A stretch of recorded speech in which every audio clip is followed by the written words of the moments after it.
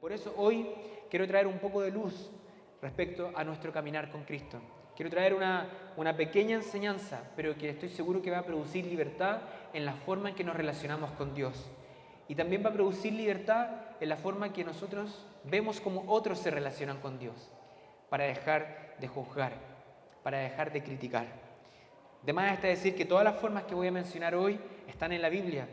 Si ustedes, los que ya son lectores de la Biblia, saben que Jesús, Moisés, Pedro, David, Elías, etcétera, todos ellos hombres devotos de Dios, pero todos se relacionaron con Dios de manera diversa. Por lo tanto, hoy quiero hablar de 9 estilos espirituales.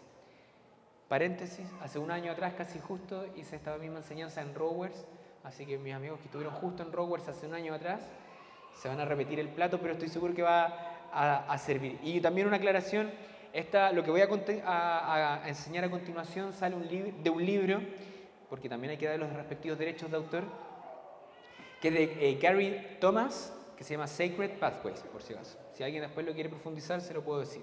9 estilos espirituales. Lo que voy a contar a continuación, quiero que tú reflexiones y trates de ver cuál es tu forma de conectar con Dios. Por lo tanto, la primera, formas de conectarse con Dios, están los naturalistas. Aquí no estoy hablando de filosofía, estoy hablando de formas de conectarse con Dios, amando a Dios al aire libre. ¿Quiénes son estas personas? Son personas que se conectan con Dios con mucha naturalidad en la creación. Ellos ven las montañas, ven el rugir del mar y es imposible para ellos no pensar en la creación, en que Dios ha creado todo esto, y ahí mientras caminan en un trekking, ven un río, meten las patas al agua, y ahí mismo, solo por esa experiencia, conectan con Dios. Es imposible para un naturalista no ver el árbol, no ver el bichito, el animal, y no asombrarse de Dios. O sea, hay una conexión profunda entre Dios y su experiencia en la naturaleza. Para estas personas, la catedral de Dios es el mundo entero. Y cuando llegan a un edificio como este, les parece extraño a veces. Porque viendo todo el mundo que hay, que Dios ha creado, de pronto un galpón como este les parece como disonante. Estas naturalistas realmente les hace mucho sentido el versículo, el Salmo, que los cielos cuentan la gloria de Dios y los cielos proclaman la obra de sus manos. Y ven que la creación enseña la belleza, el poder, la divinidad de Dios. Como por ejemplo, ¿cierto? David, cuando dice en el Salmo 23, junto a aguas de reposo, me pastorearás, confortarás mi alma, confortarás mi alma, me guiarás por sendas de justicia por amor a tu nombre. Y cuando habla, ¿cierto?, de estos verdes pastos, es una forma de que David miraba la creación y conectaba con Dios. Jesús también buscó formas en la naturaleza. ¿A dónde se iba Jesús a orar? Para el monte. Él no iba al templo, él no iba a la sinagoga para conectarse con Dios. ¿A dónde iba? Al monte. Por lo tanto, para estas personas que son naturalistas, en este sentido de la expresión, les es muy fácil conectarse con Dios en la naturaleza. Pero hay trampas también. De esta forma, porque como así los dones tienen esta proyección del don y tiene su bemol, también las formas que nos conectamos con Dios tiene sus trampas. Para aquellas personas que son naturalistas, tienen que cuidarse del individualismo. Porque así como Jesús iba al monte a orar, a estar en comunión con Dios, después volvía a los heridos, a los discípulos. Se conectaban con la gente. Es muy fácil para naturalistas perderse, irse a acampar, irse, no sé, 3 días, 4 días y eso es. No, también se necesita del cuerpo. Vamos al número 2. Si quieren entonces anotar, bueno, van a estar proyectándose los títulos acá atrás. El primero era el naturalista. Número 2, los sensitivos. Amando a Dios por medio de los sentidos. ¿Quiénes son estos cristianos más sensitivos? Son aquellos que se mueven, más por una adoración sensual, más que por cualquier otra cosa. Y con sensual me refiero a los sentidos, ¿ok? A ese aspecto. Con los sentidos del gusto, del tacto, del olfato, del oído o de la vista. Para estos cristianos sensitivos, para ellos son artistas. Ellos es el color, es el baile. Aquí tenemos evidentemente algunos cristianos más sensitivos. Así como Ezequiel sintió, ¿cierto?, este viento fuerte, el relámpago, etcétera, y vio estas visiones de Dios, ya era abrumador. Los sensitivos experimentan a Dios a través de las sensaciones. Entonces, estos sensitivos, es muy fácil conectarse con Dios. ¿Y cómo saben que están conectados con Dios? Cuando sienten un fuego, sienten una electricidad que les recorre el cuerpo y tienen que moverse de aquí para allá, tienen que experimentarlo, gritan y mueven el cuerpo. Porque para estas personas sensitivas, la forma de encontrarse con Dios es de esta forma, con todos los sentidos. Para ellos es mucho mejor la adoración que involucre todos sus sentidos. Cantando, llorando, bailando, bueno, danzando sería la palabra, porque bailando podría ser otra cosa. Entonces, para ellos es mucho más fácil conectar con Dios mediante de esta forma. Bueno, también David, ¿cierto?, cuando danzaba, era alguien que estaba, y bueno, los salmos dan cuenta de esto. Entonces es mucho mejor dar una respuesta a Dios usando nuestros sentidos, todo nuestro cuerpo, que negar el papel de nuestro cuerpo en la adoración. Bueno, ¿cuáles son las trampas de una adoración o de una adoración o un servicio o una forma de relacionarse con Dios más sensitiva? Es caer en una acción pero sin convicción, en una emoción sin convicción. O sea, mucho estímulo pero poca sustancia. También los sensitivos tienen estas debilidades o esta posibilidad de pecar, también de juzgar con mucha facilidad. Y voy a referirme a los que son más piolas, no quiero decir el nombre por ahora, porque esta persona que es sensitiva necesita moverse, bailar, gritar, y de repente hay un cristiano que está así, que no necesita mucho, y el que es sensitivo juzga al que no se mueve como él, y lo juzga por poco comprometido con el Señor. ¿Cómo? Si el Señor nos ha salvado, ¿cómo no eres capaz de saltar cuando tal vez Ronald o la Roxy están aquí? Ahí, y el otro está ahí. No se mueve nada. Yo sé que los que estamos acá adelante a veces estamos ahí gozándola y hay personas que están así. Y yo no juzgo eso, porque yo no sé el corazón de la persona. Tal vez está ahí conectado con el Señor. Entonces, ojo con eso. Vamos al tercero, a los tradicionalistas, amando a Dios por medio de los rituales y los símbolos. Tenemos que entender que la palabra de Dios, Jesús, instauró voy a usar esta palabra a propósito, dos rituales. Suena como religiosa la palabra, pero la verdad es que sí, dos sacramentos. ¿Cuáles? El bautismo y la cena del Señor. Y esos son ceremonias. Son símbolos de algo que tienen un importantísimo valor. Para un cristiano tradicionalista, conecta con Dios por medio del símbolo. Aquí no tenemos ningún símbolo, ¿cierto? No vemos nada. Pero para un cristiano tradicionalista, cuando ve una cruz o cuando carga con una cruz, un collarcito o una pulsera, algo, para ese cristiano tradicionalista es una forma de conectarse inmediatamente con Dios. El símbolo es importante para él. Los evangélicos, y aquí hablo desde la historia evangélica, juzgamos muchas veces al católico porque se persina. Hermano, el persinarse era una práctica de la iglesia primitiva porque recordaban en el cuerpo la cruz de Cristo. Era una forma de graficarlo, que Jesús murió por nosotros. Nosotros decimos, oye, es que son idólatras. Son símbolos, hermanos. Entonces, cuando alguien se persina, está recordando eso. Cuando alguien come el pan y el vino, ¿acaso no eso es un símbolo? Algunos cristianos necesitan el símbolo para conectar con Dios. Tal vez tú no. Tal vez tú ves una cruz o no sé, el pescadito o no sé, cualquier cosa y para ti tal vez no significa nada. Perfecto. Pero para algunas personas sí necesitan ver algo y conectan con eso.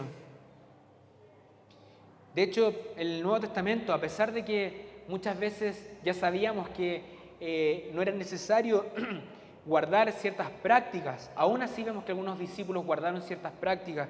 Pedro y Juan seguían yendo a los lugares de oración, que era el templo, porque son símbolos. Ahora, obviamente existen también trampas ahí, porque puede que estemos llenos de símbolos y no haya ninguna conexión con Dios, ¿cierto? Entonces tenemos que entender que más que el símbolo, ¿cierto? Y Dios mismo nos enseña que más allá de cualquier práctica externa, el persinarse, el tener una cruz, todo eso puede ser un útil recordatorio, pero que no sirve de nada si no tenemos misericordia por el hermano, si no tenemos verdaderamente comunión con el Señor. ¿El símbolo puede servir? Sí. Y por eso debemos evitar juzgar a alguien que es más, voy a usar esta palabra, simbolista, bueno, tradicional. Otra cosa que está muy instaurada en parte de la cultura chilena, por ejemplo, es el Padre Nuestro. Qué bueno que exista el Padre Nuestro, que la gente se lo sepa. Y algunas personas dicen, ¡ay, estos repiten y no cachan nada! ¿Y qué sabes tú? Si es que alguien cuando repite, reza el Padre Nuestro, no está realmente encontrándose con el Padre. Son símbolos que conectan muchas veces con el Señor. Por eso tenemos que también entender qué son, y si hay alguno aquí que es en esta forma de conectarse con Dios tradicional, también necesita estas imágenes. Pero tenemos que entender que son solo eso, pero que Dios va mucho más profundo entonces. Número 4, los ascéticos. Amando a Dios en la soledad y la sencillez. El temperamento ascético se dirige más a amar a Dios en soledad, en austeridad, en sencillez, en un compromiso profundo. Representa a creyentes que no le temen a la disciplina, a la severidad y a la soledad. Muchas veces se ve este estilo de relacionamiento con Dios más en la vida monástica. Bueno, alguien que es más ascético se puede ver como alguien moralmente más estricto, así como más parco, que no le gustan mucho los adornos, bien sencillo, nada llamativo. Una asceta, por ejemplo, bueno, es como bien, pueden conjugarse varias formas, pero vemos que Juan el Bautista realmente practicó mucho el ascetismo. Se iba, claro, cuando llegaba era ahí puro poder, pero él mucho tiempo de su vida era en el desierto, orando con el Señor, en absoluta soledad, mientras el naturalista necesita tal vez la montaña, el mar, el ascético prefiere el desierto.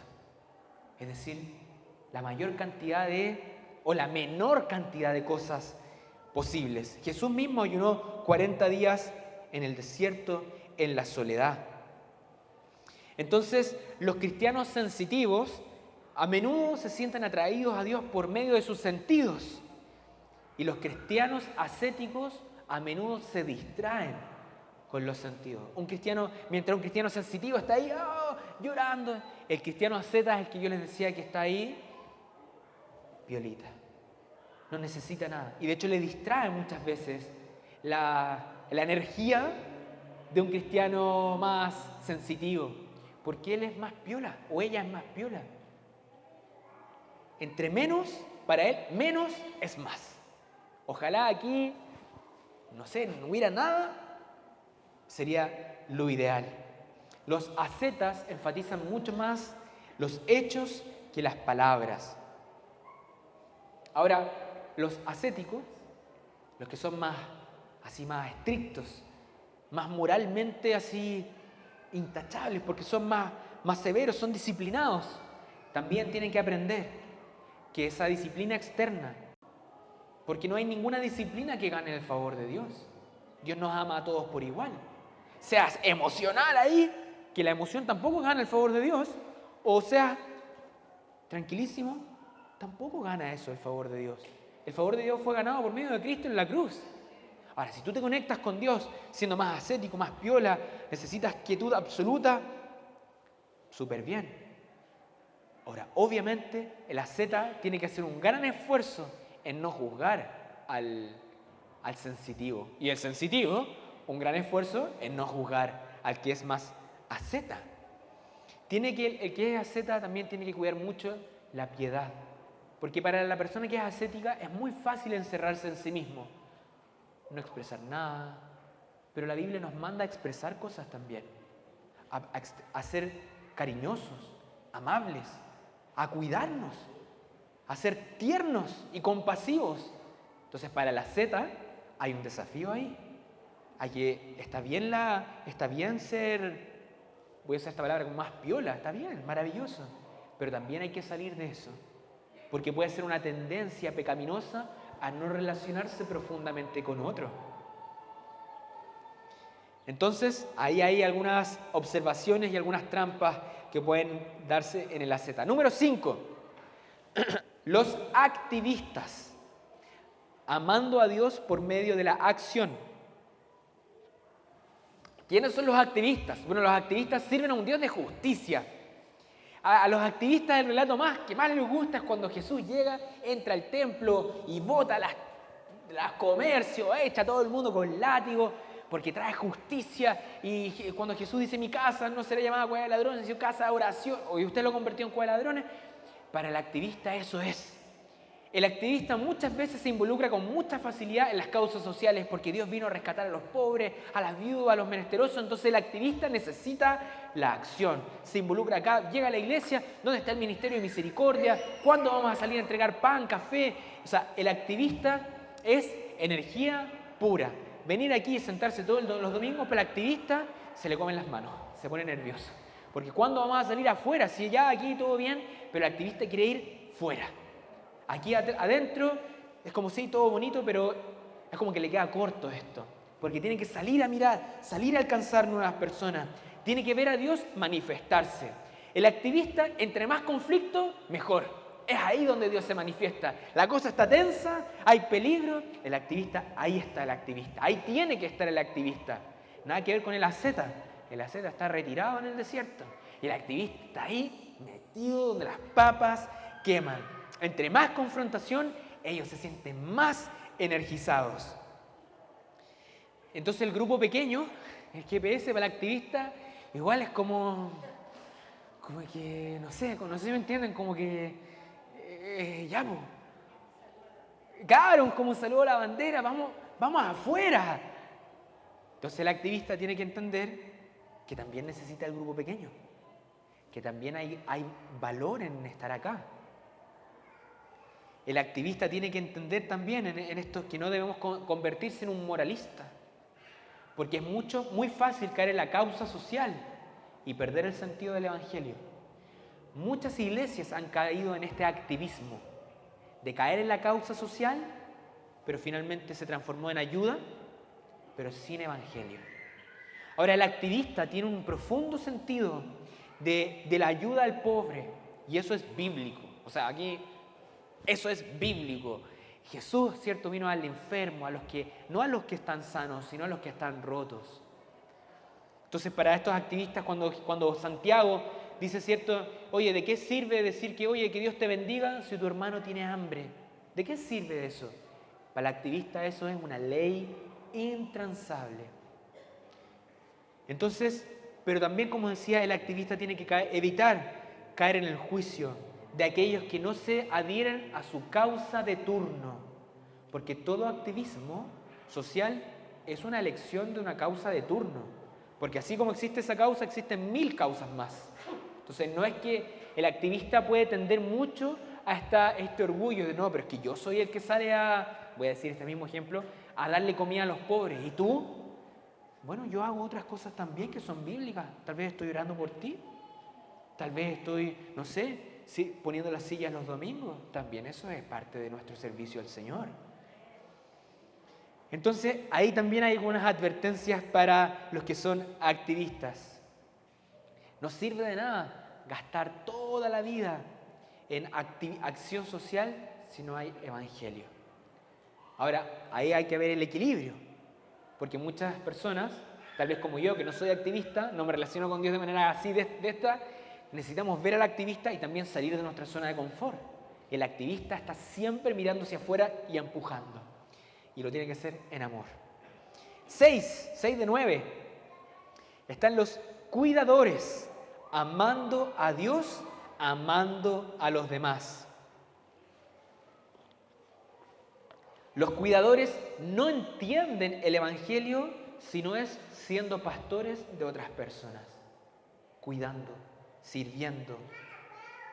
Para el cuidador, cuidar, valga la redundancia, no es una tarea, sino que es una forma de adoración al Señor.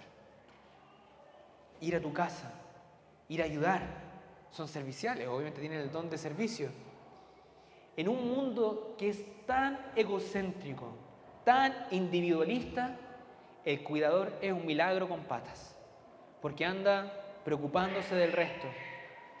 Cuando dice, y como yo no soy cuidador, me confronto con mis propios pecados, cuando dicen voy a orar por ti, después te preguntan, oye, ¿cómo está? Me pediste oración hace un mes, he seguido orando por ti, ¿qué está pasando con esto?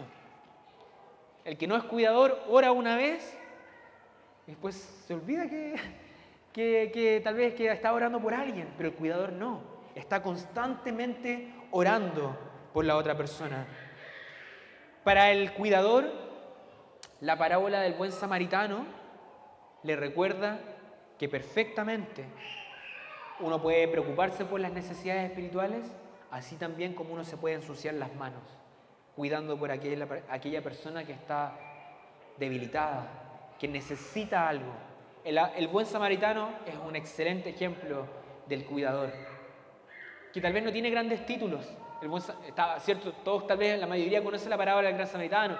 Pasó el fariseo, pasó el levita, pasaron todos, entre comillas, y había un gallo que no tenía ningún cargo y que además era enemigo de aquel que estaba herido. Pero lo vio herido y se hizo cargo de esa persona. Pagó la medicina, pagó el hospedaje. El cuidador no entiende el Evangelio si no es por medio del servicio a las otras personas. Entonces generalmente son discipuladores, son mentores. Ahora, también como todo tiene su lado B, sus peligros. Porque también la historia ¿se acuerdan de Marta y María? Cuando Marta estaba preocupada en servirle a todo el mundo, ¿y qué estaba haciendo María? Escuchando al Señor. Entonces Marta estaba afanada en servir, en dar el mejor servicio.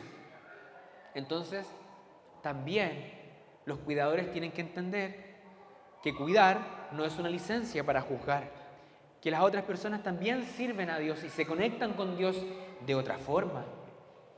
Entonces, para algunas personas, cuidadores son maravillosos, son hormiguitas que sirven, que están preocupadas de todos los detalles, pero a veces ven a alguien que está, conectado con Dios de otra manera y se frustran porque no hacen lo mismo que ellos. No están sirviendo, pero todos tenemos distintas maneras de conectarnos con Dios. Ahora, dicho sea de paso, todos los cristianos estamos llamados a cuidar a unos por otros. Esto no es propio de este estilo de estilo espiritual. Todos somos llamados a cuidar unos de otros. Hay tantos versículos y mandamientos del Señor. Y aquí también hay otra advertencia para aquellos que son cuidadores. A muchos, no digo a todos, algunos cuidadores obtienen su autovalidación mediante el servicio. O sea, ellos creen que son valiosos porque sirven. Si hay alguno que es cuidador hoy día acá, déjame decirte que tú no eres valioso porque sirves. Tú eres valioso porque Dios te ama. Y si no sirves, contrario a lo que hemos dicho tantas veces, Dios te ama igual. No, tu valor no está en tu servicio. Tu valor no está en que hagas todo por el otro. Tú eres valioso por Dios porque Jesús murió por ti. Y si tú no sirves, Dios te sigue amando, Dios te sigue perdonando. No tienes que valerte delante de Dios o delante de otras personas por las tareas que realizas. Entonces, cuidado con el engaño de la autovalidación. Y también el último punto aquí es que muchos cuidadores enfatizan más el cuidado de los otros que el cuidado de ellos mismos. Muchos cuidadores pueden cuidar perfectamente a otra familia, pero descuidan su propia familia. Están más pensando afuera y no ven a veces el cuidado que ellos tienen que tener sobre ellos y sobre los suyos. Por eso el cuidador tiene que hacer un gran esfuerzo en entender la prioridad. El primer ministerio es la familia. Ese es el primer ministerio. Y después, y con después no quiero decir mucho después, sino inmediatamente después el otro. Vamos al 7. Los entusiastas, amando a Dios mediante el misterio y la celebración. Los entusiastas disfrutan de la celebración, de la adoración, y son enérgicos y son siempre buscando la fe sobrenatural. Perdonen que ponga inmediatamente el nombre aquí, pero yo cuando en esto de entusiasta, es más que esto, pero pienso inmediatamente en nuestro querido pastor Álvaro. Los entusiastas son hombres o mujeres llenos de fe, son eléctricos, siempre son fe y celebración. Entonces ellos, claro, no necesitan necesariamente estar bailando como los sensitivos o pintando o dándose la vuelta así, tal vez como los sensitivos que tal vez son más enérgicos, pero el entusiasta realmente vive a la expectativa de la emoción y de la energía y de dejarse llevar por este Dios de milagro. Son hombres y mujeres de fe y adoran y sirven a un Dios sobrenatural. Entonces, en un mundo cínico y deprimido, el entusiasta es una luz de esperanza. Tú ves, estamos todos deprimidos, pero el entusiasta está alumbrando por sí mismo. Díganme si no a veces estos llegan ahí y ven al pastor Álvaro que está aquí y parece que de todos es el primero que se ve, porque está ahí poniendo la energía. Yo no soy entusiasta, pero a veces lo miro y digo, ¿cuánta energía tiene este hombre? Se está como que no para nunca. Lo digo honrándolo, ¿cierto? Entonces, y siempre están a la expectativa de que Dios en cualquier momento se va a mover. En cualquier momento la presencia de Dios va a caer. En cualquier momento un milagro, porque viven ahí entusiasmados.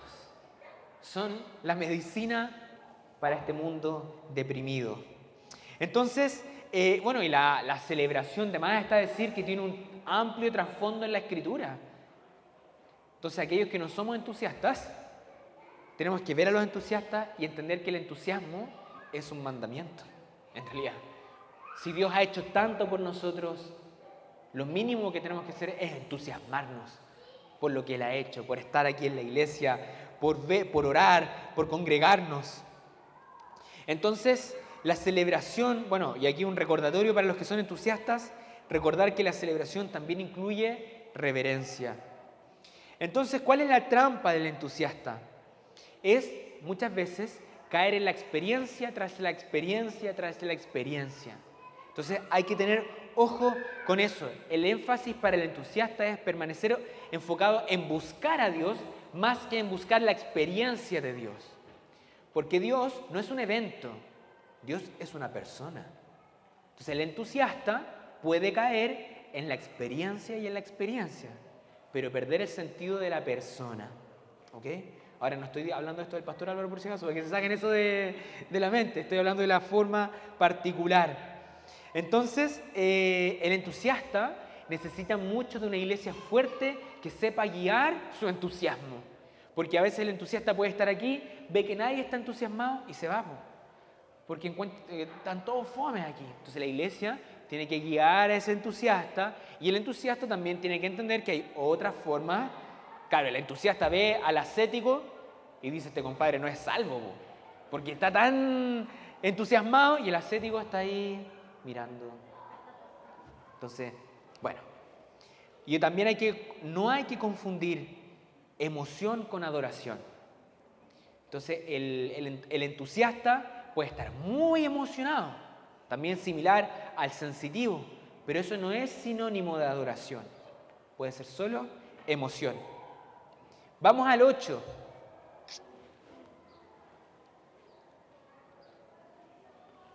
contemplativos, amando a Dios por medio de la adoración. ¿Quiénes somos? Los contemplativos buscan realizar la primera obra, que es adorar a Dios. El contemplativo, una de las imágenes más profundas para alguien contemplativo es o puede ser Dios revelado como Padre o Dios revelado como un esposo, el esposo de la iglesia. Para un hombre o una mujer que es contemplativo, le hace mucho sentido que Dios es mi Padre. Vive alimentado de la revelación de que Dios es mi Padre o es mi esposo, el esposo, ¿cierto?, como el esposo de la novia. Mientras que algunos buscan servir a Dios, otros buscan celebrar a Dios y otros buscan experimentarlo con sus sentidos, el contemplativo solo busca mirar el rostro de Dios y ser atrapado por esa experiencia de contemplar al Señor. Quieren disfrutar a Dios y aprender a amarlo de manera cada vez más profunda. Una imagen muy profunda para el contemplativo es que va tomado de la mano de Dios. Son imágenes sencillas, simples, pero que son extremadamente profundas para un contemplativo. Un contemplativo no quiere nada más que algo de privacidad para poder conectarse con Dios y tranquilidad, para contemplar el rostro del Padre y entregarse por completo solo a Él. Hay una canción súper antigua, que no vamos a tocar por si acaso, de Marcos Vidal, Cara a Cara. ¿Se acuerdan de esa canción? Solo déjame mirarte cara a cara y perderme como un niño en tu mirada y que pase mucho tiempo y que nadie diga nada porque estoy viendo al Maestro cara a cara. Entonces, ese es el contemplativo.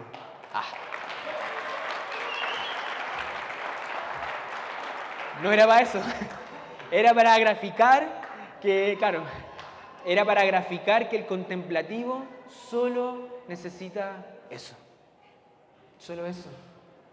Puede haber mucha emoción o en la alabanza, todos gritando, pero el contemplativo está ahí conectado profundamente con Dios, solo pensando que Él es mi Padre. Una vez alguien contaba que había tenido una visión y que en la visión veía a 3 personas. Una persona que estaba en la visión, tal vez usted no cacha de esto, pero es para graficarlo, si no cree en la visión, es un ejemplo, ¿ok? Pero fue una persona que vio una visión y que veía una persona que estaba en la visión, estaba delante de Jesús y estaba así adorándolo como el sensitivo o el entusiasta, que lloraba y levantaba las manos y Jesús estaba ahí abrazándolo. Había en la misma visión, otra persona que estaba arrodillado delante del Señor llorando y Jesús estaba tomando su mano. Y había una tercera persona que también estaba arrodillado delante de Dios y Jesús, estaba solo delante de él. Pero los 3 en la visión estaban profundamente conectados con el Señor. Entonces la persona en su visión le pregunta al Espíritu Santo ¿por qué? Y el Espíritu Santo le mostró a si tú no crees en la visión, tómalo como un ejemplo, pero le decía que todos conectan con Dios de manera distinta y ninguna es mejor que otra. No porque el primero que haya estado ahí enérgico y llorando es mejor que aquella persona que solo necesitaba saber que Dios era su Padre. No hay mejor o menor espiritualidad. No es que uno sea más santo y el otro menos santo. Son formas distintas. Y Marta, que era una cuidadora, en el ejemplo que di, María era una contempladora. María solo quería contemplar, escuchar las palabras del Maestro, no hacer nada, solo estar ahí y escuchar la palabra de Dios. Eso era todo lo que María necesitaba. Y claro, y Marta, que la ve ahí, desde los ojos de Marta, sentada sin hacer nada, se ofusca porque, claro, ¿cómo no está sirviendo? Pero era porque María tenía otra forma de conectar con Jesús. Y el contemplativo enseña que realmente todos los cristianos tenemos algo que todos siempre podemos hacer, y es crecer en nuestro afecto profundo y amor profundo y personal por Dios. ¿Cuál es la trampa del contemplativo? Es perder el equilibrio entre lo interno con la comunión con la iglesia. Porque es muy fácil para el contemplativo estar ahí, y puede que estén pasando necesidades, pero él está solo conectado con Dios. Experiencia profunda y verdadera, pero pierde el sentido de que hay alguien en necesidad, de que también hay que salir, como el asceta, en sentidos un poco distintos, pero que tiene que salir de su introspección y salir a ayudar a otras personas. Y último, los intelectuales, y con esto ya voy terminando. ¿Quiénes son? Amando a Dios con la mente.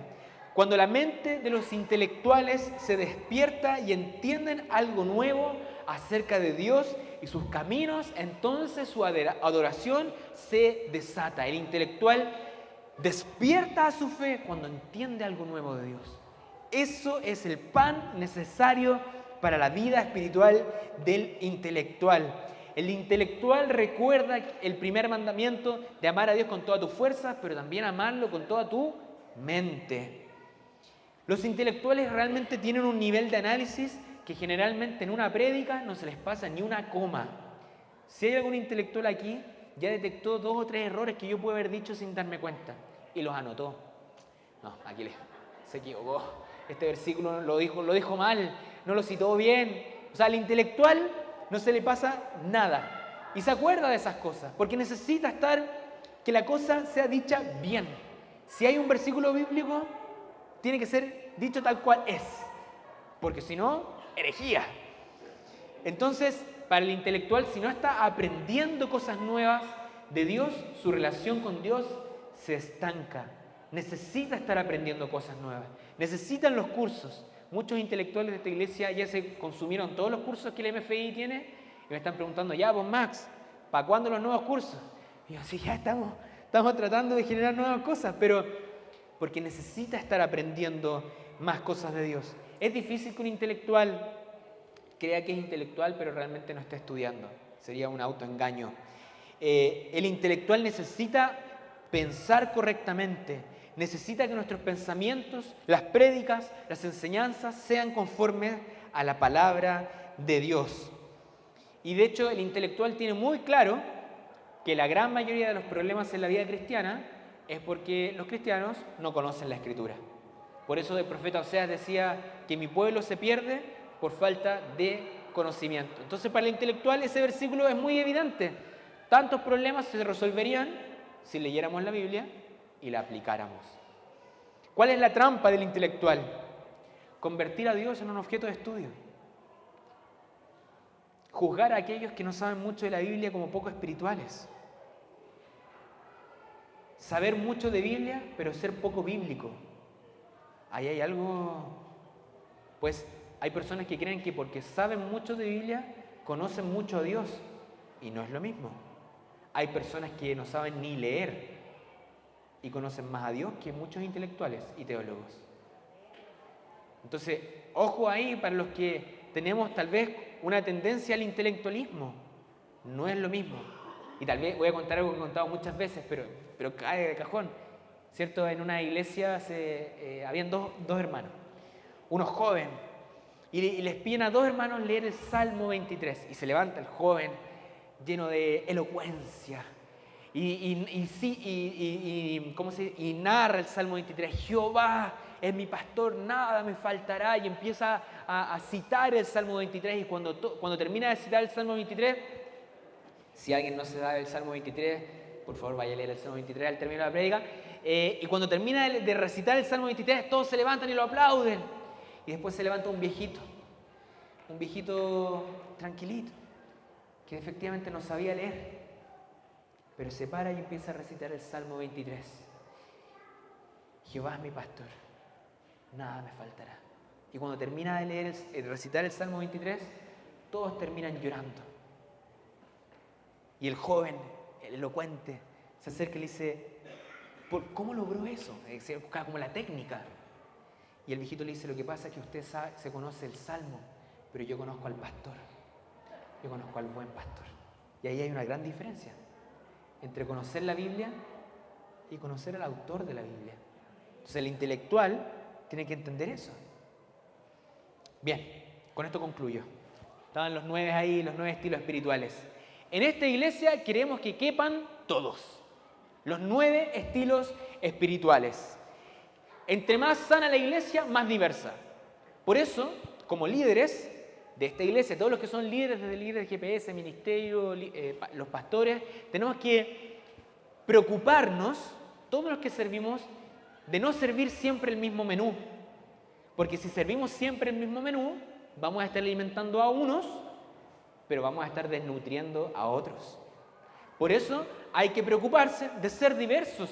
Si tú eres intelectual, eres emotivo, o de la forma más sensitiva, o eres más contemplativo, o sea, de las 9 formas, tienes que entender que no puedes juzgar a la otra persona. Por ejemplo, yo no soy sensitivo.